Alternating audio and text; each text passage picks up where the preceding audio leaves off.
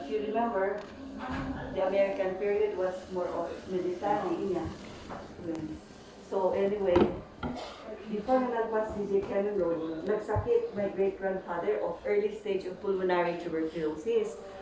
There was no cure for TB at that time. So he didn't like to go home to the United States. So he said, if I die here. Then the doctors advised him, you go find a place that is cold. Because the tubercle bacilli dies in cold. Oo. So, intugot na ni Selo. Selo is a guy from Kapangan. They were called tent boys. Tapos syempre, they were living on tents. Isang igid. So, lumalpas na may sa stretch. Ikat naman nan, umalis naman nan. So, they called them tent boys. Intugot na ni Selo. So, we do not know how long had they traveled on horseback. Tawang pa'y kalsada. Then, when they reached this place, Franklin Guy Haight fell in love with the place and he declared it as a homestead. That was easy during the American period because they were Americans then. That time, when he was here, he started ordering seeds of all the vegetables we have here now in Benguet. So he is the pioneer. So he started the vegetable industry. If you go to the museum at the provincial capital, dami tiplak na ijay, father of Benguet agriculture. So when he was here, he said, ati kadwana. So the seeds nga maipopaw it, he taught the people who worked for him how to raise the vegetables properly. He gave them seeds that they planted in their own farms. Ingka na nag-spread data to the other communities. So, ang pagpabirok isunati, another boy, younger than Selo, tapos nadakadwa ni Selo. Tiinyag naman, 15 years old niya babae. So, yes. So, sinurwan na ang English, siguro ingka na personal hygiene, proper housekeeping, ingka na nalang isunan niya, abruto ti kanon ti Amerikano. So, when she turned 18, he married her. Jinagan na nga susi, baka di Amerikano pa'y tinangtod, baka na kaya't di igurot name na. Anyway, the mother, the great-grandmother is from Sulok, Mangkayan. The father na taga dituan dito Atok. So, she was dos. Oo. So, they're the great-grandmother. So, they had 4 children. 1, 2, 3, 4. The eldest Nitam isu ti mother ni Auntie Mary Laita. Have you heard of the Laitas? The Laita, naging board member mo the province, yan ko dyan. And then the other girl, ni Auntie Mary, is Mrs. Balaw. So, dadituida. DJ Jan, kami ang asawa na because awan ti descendant na nga because they live near Camp Janhay. So, binumbati hapon ti Camp Janhay na inayon da. They don't even have graves. Dahito Januel. And then, like ni Margaret, inasawa ti Damuslog, dahito ijay suyok, di Mangkay. Iso di lola ni Catherine, dita kasinsin ko dita. So, dahito ti lola ni Catherine. The youngest, ni William, iso ti lolo. Ni William has been in the mines before. The guy taga-open the mines after he served the Second World War. Kasi he served the U.S. Army lang. Idiling makay dahito nga William, he became an adult dahito isuna. So this picture was taken before the Second World War. Ni grandmother ko is from Sagada. Dahito ni father ko, dahito baby dito eh. This is John Haight. Anyway, this was the first, dati ni Selo. The asawa na is also kaming no first cousin uno kaanakan ni great-grandmother. So han lang nga basta nga adopted isunan adan ti bloodline because of his wife. So dito'y makita nga jay pinag-age ni great-grandmother. She was that when her children were babies. Dito isuna hindi madakundan. So dito'y girl nga ni Margaret. Dito yun. Matangkad. Amerikana lang ka dito na. The rest are Selo children. Selo had 10 children. Dito adopted. Oo. So, hindi ba ba si babies na? Dito isuna. Hindi malakunda. Here. When she turned 60, dito is dahito nga picture, makikita mo ito yung old house na dahito yun, hindi. The all the while, di amo may picture. But 4 months ago, lininis ko dahito yung frame. Inalis ko dahito eh, anak ko eh. Nakita ko na ikot ni, gayam, this is a portrait, gayam. It's a painting. Okay. So this is made in the Sampaguita art. This is a Sampaguita art portrait. Sampaguita art was, is in nagrugi nga, di Sampaguita pictures. Yeah. So that's in Manila. And dahito eh, kikita ako sino tinangitid. This is from Auntie Olga Brady, formerly a Muller. Ta ni Mrs. Muller kasi di sini great grandmother. Muller, kasi pagyo di ngay heritage tata. Di mansion, di Muller's mansion, that was their big house. So, gusto lang tinatid. But actually, they are Mrs. Muller, tiyang Lan-E. Lan-E is from Mangkayan. Iso tipuon ni Mrs. Muller is from Mangkayan. Iso nga, kasi ni great ni Mrs. Muller. Anyway, dahito iso na before she died. She died only in 1981. She was 106 years old. Wow. 106? 106. Wow. She was 106. Kanya nagkabkabaw dahito. Tila ang disorientation na time. So, si anak mo ti aldaw, anak mo ti oras kailang. Kanya kasi dyan do mga 80 plus na kailangan kat ala. Nag-reject nga aywanan. No? But she was not like that. Na mild stroke dahito eh. So, that is great grandmother. So, ito'y property, Tom, DJ nga to, isumaliay. That because that was her wish. Hindi no, high school at hindi no, meeting na dito eh. Mangmangod ko, magbagana. If I die, I want to be buried up there. Takayat ko nga maininitan na, ay na, marinanapay na sa taas. Oo, siya yun. Oo. Sabi niya, so isa, sabi, gusto ko, naaarawan ako. Kayong mga susunod na generation na mamamatay dyan kayo sa baba. Kaya may cemetery sa likod. So that's the family cemetery for the Haight clan. So, Adamot and Tito. Susan, what's your last name? You married an Ong? Yes, I'm Susan Haight, married to an Ong. But I'm a widow. How did the Celos, where did the Celos come from? From Celo? From Celo. Descendants ni Celo. Celo. Yes, Celo carried his adoptive father's family name. So he is Celo Haight. But his children did not carry the family name na Haight. Kasi nabulbuli da kanu idag eskwela da. No? People would always tell them kanu mabuli-buli da nga. Oh, abay nga Amerikano ti apelido yung Amerikano kayo. Parang something like that. Tapos isudamot na ta, idi later, nagbagami, apay nga gamin nga han nga Haight ti apelido. Haight, ilang ka din na. Look at our houses, kita nyo ka din ti color me. Yan, Haight ka ni. Kat ko namin, apay si kami, hang kami nga brown. But it started when nabuli-buli na. They didn't like handa kayat. So, first name ni Tatang dati, naging family name da. So you're still related? Kasi you see Yes, Susie and the girl. and the girl, yes, Are are relatives. Yes, related pa rin yan. Actually, have you been to the Northern Blossom already? Okay. The owner of the Northern Blossom is the great-granddaughter of Celo. The eldest daughter of Celo is Lani's grandmother. Iso nga DJ Northern Blossom that used to be Celo Haight property.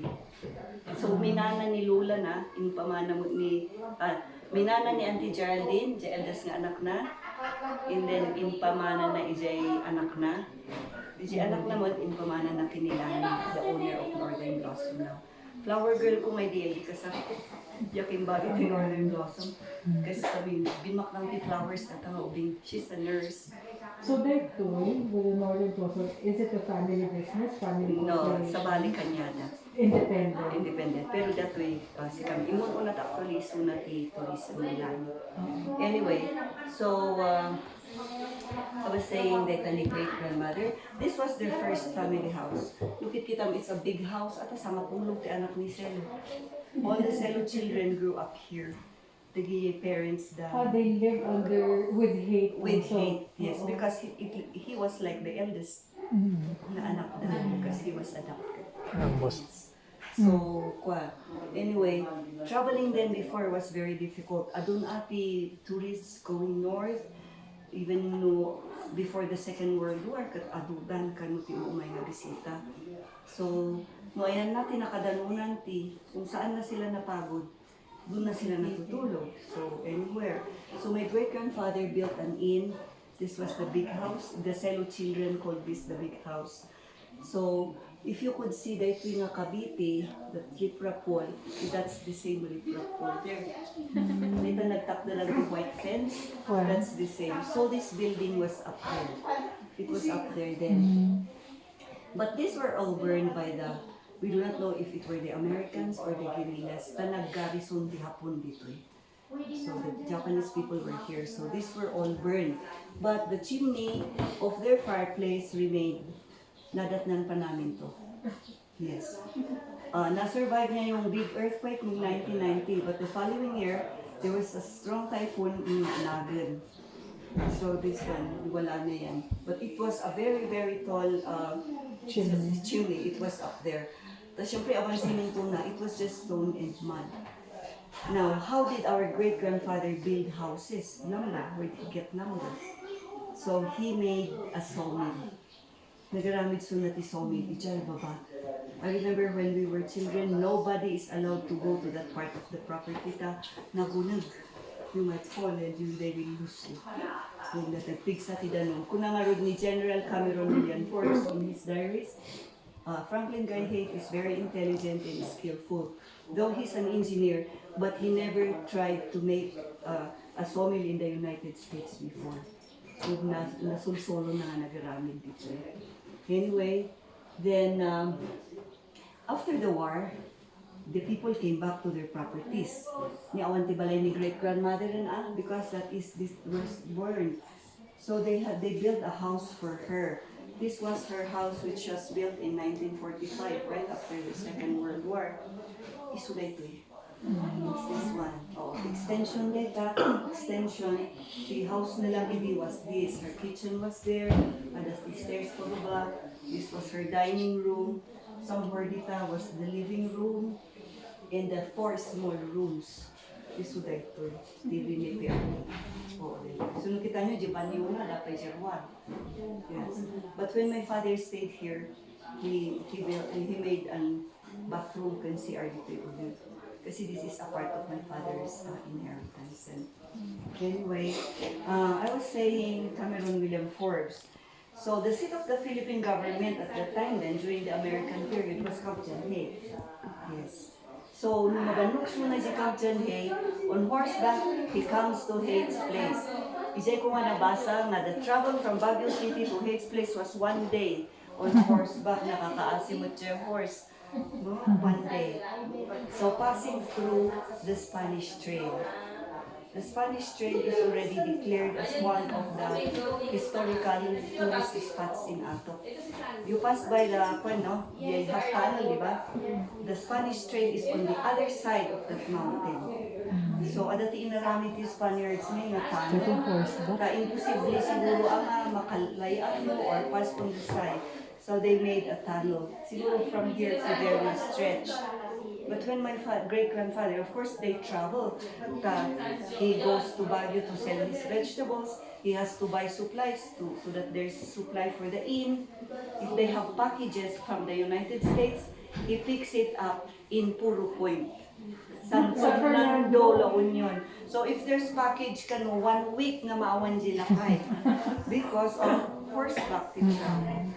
So, and Panunutam, if he goes to Baguio to sell vegetables, 1 day, going. Another day, selling and buying the goods they need. The 3rd day would be travel back home. So, because awan pa. So, that is the Spanish Trail. Inakita na. So, he talked to the people, Ijay. So, he engineered 2 more tunnels, longer tunnels, to make traveling safer. Kasi kabutbutang they pass through the sides of the mountain. So, there are 2 more tunnels there. Adatin ang istorya kanya kalakay ngay, niyang kahinyo. Kuna na, you challenge the tourist guides. tell them to find, no, ayan na, di nakasuratan na, because hindi ka, no, in one of those tunnels, ada tinakasurat is nga, lead your horse before you enter. Kasi, you have to lead your horse, may tugtog ka ba't no, nakasakay ka pa lang is your horse. Katang ka nung mabiru ka nung dagizay pa. So, kung I do not know how it was written, was it carved on stone or it was just paint? Baka paint lang siguro. Anyway, so that's one of his contributions in improve na the Spanish trade. And then, I was talking about Forbes. He has been coming to Haight's place in 1911 and 1913. So he was then the highest official of the country at that time. So, kaya't na dito because when he comes here, he eats good food. The vegetables are fresh, the meat is fresh because they also raise cows, pigs, and even sheep. Nagmulmula na pa'y kanuti barley so that the cows and the sheep have food to eat. Ang basta grass, oo. And then, if you come dyan, hey, their food is rationed. Military, ration. So when he comes here, he loves the food. Their beds at Kabjan Hay were cut beds. Sini-stretcher nga canvas. Kasi may kanuti beds dapat. When he comes to his place, he has a good bed with warm comforters. Siyempre, popoitan daw ito from the United States. How were we able to get the diaries of Forbes? Dati first cousin ko, natipagbibiyag na researches. Funded researches. So one day, ada isuna ije Houghton Library, ije Harvard University. Tapos basain na nga libro. Kuna na di apa niyang sasawon na dato, ije mo ayami. So he asked permission from the library. Yes. So she asked permission from the library. They allowed her to photocopy this. But this must have been transcribed nga. Kasi baka written lang na dito idi. So it says there, ada titatak na. It's from the collections of the Houghton Library. Not to be reproduced or quoted without permission as usual. No? So that is why we get this ones. Dito siya original. But it would be easier mo dato itibasaan niyo. Nagrigat mo mabasaan data. Makinilya. So here. This was his one. This is his obituary. Yung paaramid ni Nanay na. So Forbes was here May 16, 1911. He stayed until the 17th. He came May 21, 1913. He stayed until 22. So I think this one goes there. Yes. Anyway, so dahil Katimaysa. Then, he was the first